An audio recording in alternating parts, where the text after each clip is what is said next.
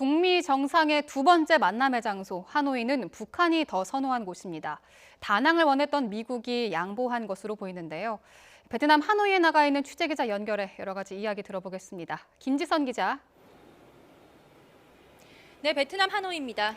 네, 지금 나가 있는 곳이 어딘가요? 네, 제가 있는 곳은 하노이 시내 중심부에 있는 호수 옆입니다. 저희 취재진이 오늘 새벽 다낭에서 비행기를 타고 이곳 하노이로 들어왔습니다.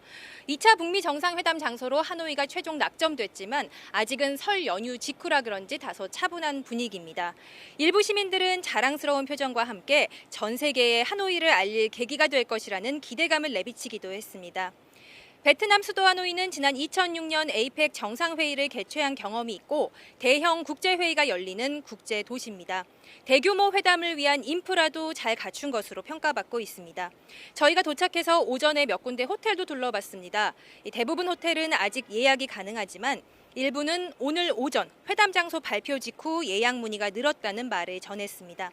곧 전 세계에서 몰려올 손님 맞이 준비를 시작하려는 분주한 분위기가 감지됐습니다.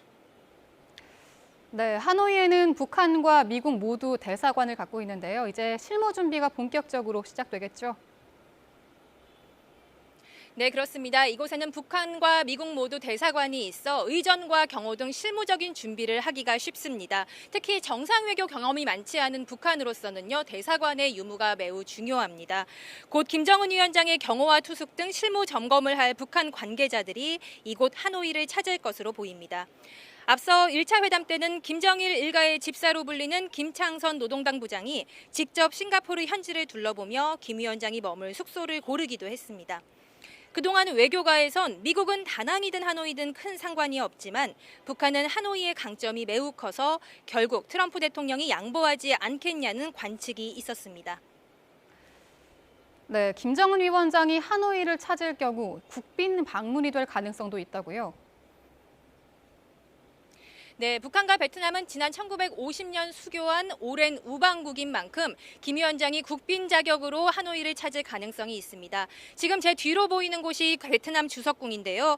이곳에서 웅우옌 뿌총 베트남 주석과도 만날 것으로 보입니다. 북한 최고 지도자가 베트남 하노이를 방문하는 것은 54년 만입니다. 김 위원장의 할아버지인 김일성 전 주석이 지난 1958년과 1964년 하노이를 방문해 호치민 주석과 정상회담을 한 바 있습니다.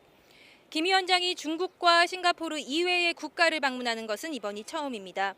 북미 정상회담에 이어 양자회담까지 겸한다면 김 위원장으로서는 정상국가 지도자로서의 면모를 떨칠 기회가 될 수 있습니다. 지금까지 하노이에서 YTN 김지선입니다.